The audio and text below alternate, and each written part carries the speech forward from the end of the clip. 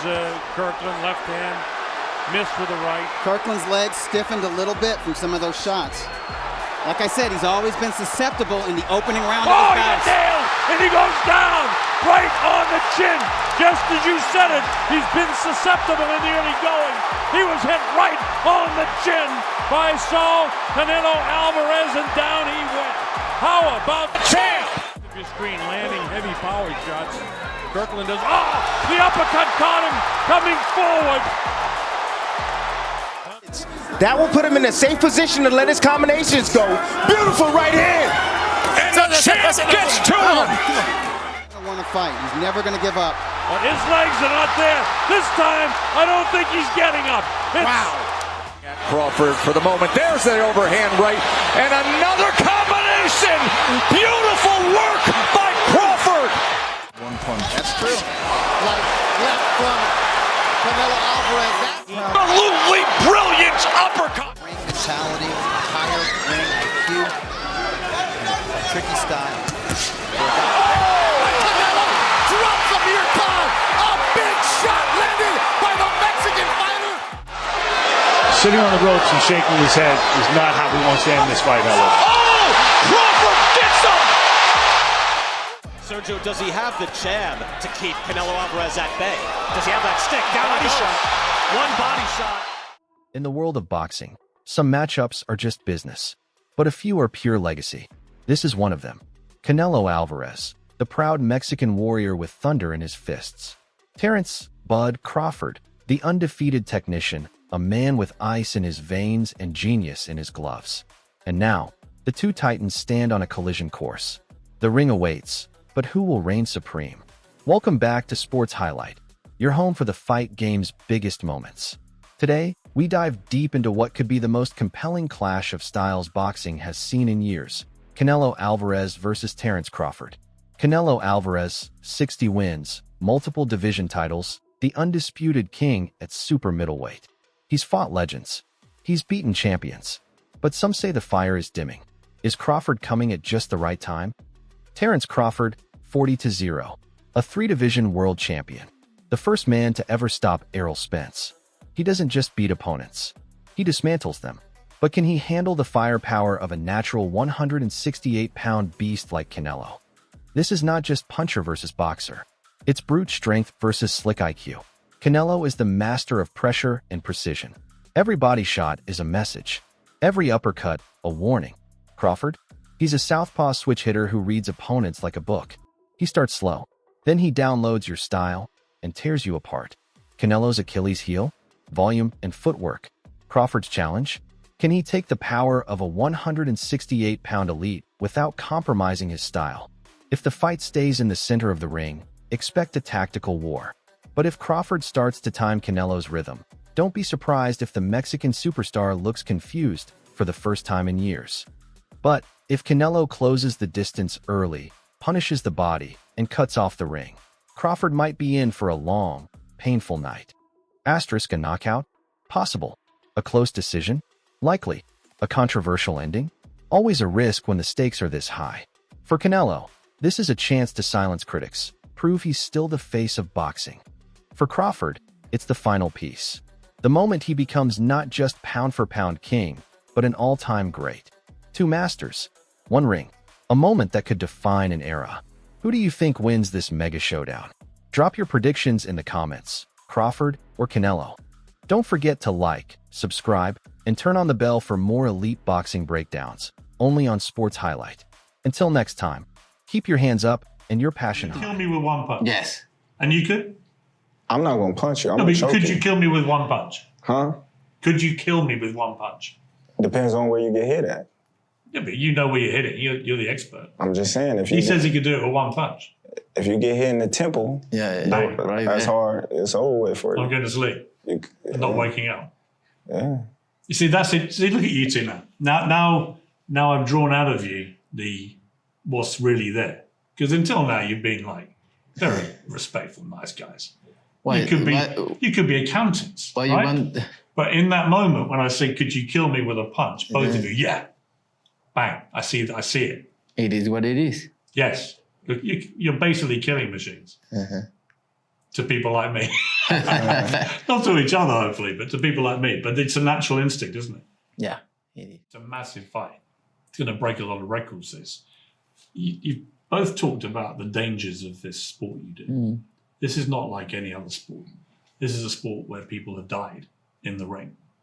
This is a sport where people get left paralyzed. They get put in wheelchairs. You know, we've seen what happened even to the greatest of the greats, like Muhammad Ali, when they fight too long.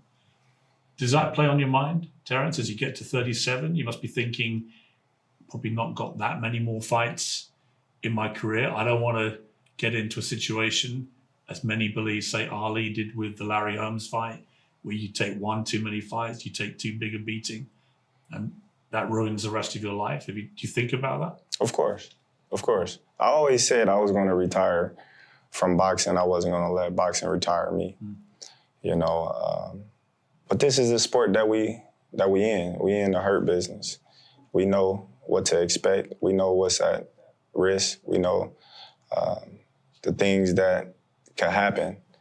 You know, that's why you got to set yourself up for if and when something like that was to ever happen, you got to be secure all around the board. You got to know what you're doing it for. You got to have a why. You got to have your life set up after boxing. You got to have your life set up just in case something dramatic happened. You know, if something happened to me, my family is good. I'm good. You know, as long as they good, because that's what I'm doing it for. Do you ever feel fear in the ring? No. Never? No. You weren't when you step in with him? No. You've never fought a guy that big. He's significantly bigger than anyone you fought before. And he's one of the all-time greats. And he's younger than you. You're not going to feel apprehensive when you get in that ring against him? Fear? No. I will for you, and I'm not even you. That's cool. As a fighter, you know, we get nervous, but we never get, well, I can't speak for everybody else. I never get scared because I've been doing it for so long. I've been in the ring with guys bigger than Canelo. I done fought guys in the streets with bare knuckles that's bigger than Canelo, you know? So as a fighter, with the skills that I pose, that with the, you know, fighters that I've been in the ring with, the fear is, you know, I fear you haven't for what fought I'm professionally against somebody as big as you? Not at all. Not at all. The weight issue, that you're having to go up 2 weights, you've never fought professionally at this level, and you're up against one of the all-time greats. They think that if it comes down to you losing, that's why you lose. Well, I think, you know, Canelo is very skillful. You know, I think they just basing their opinion off of his size. And me personally, I'm not going in this fight looking at his size. You know, he's a tremendous boxer. He's a tremendous counterpuncher. He got good defense, you know. We watched Canelo a lot for a long time, and the reason why he's at the top of the sport is not because of his size. Canelo's always been the smaller fighter going into the ring if you watch his career. You know, he's never been the bigger fighter. I don't know. I don't feel like I'm a one-puncher fighter. I feel like I'm more like a throwing punches and set it up and everything. And I don't think I'm a single punch. Your reach is longer, right? Right. You got longer arms. Is that a big advantage with someone to keep him away from you?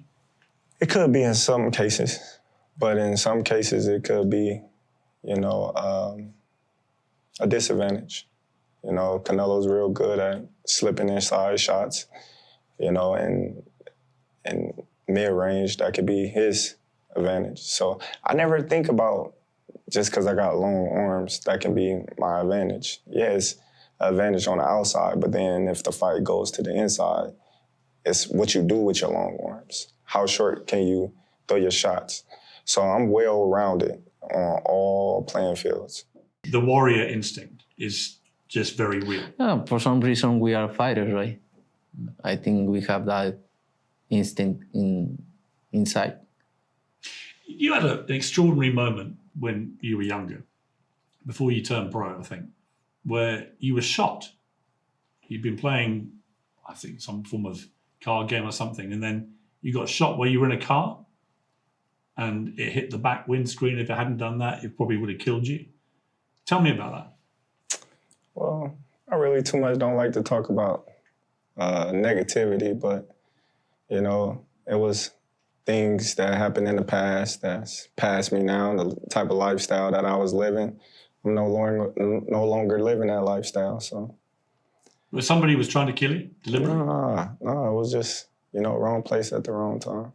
So it wasn't deliberate? Wrong place at the wrong time. Somebody would say that if it was deliberate, but they didn't want to talk about it. I'll just say wrong place at the wrong time. What happened to the guy who tried to shoot you? I don't know. You don't know? Or you don't want to tell me? It ain't nothing to talk about. It's kind of fascinating. I mean, I got shot. I only know 2 people in the world who've been shot and grazed and survived. You're one, and Donald Trump, who's a friend of mine, was the other. And I talked to him about it, the fact that in that moment, he realized that God was giving him another chance to live. Did you feel that? That's exactly what it was, you know, and that's why I'm here, because it's destined. You know, I changed my life around and I gave my life to the sport of boxing, and everything else is history.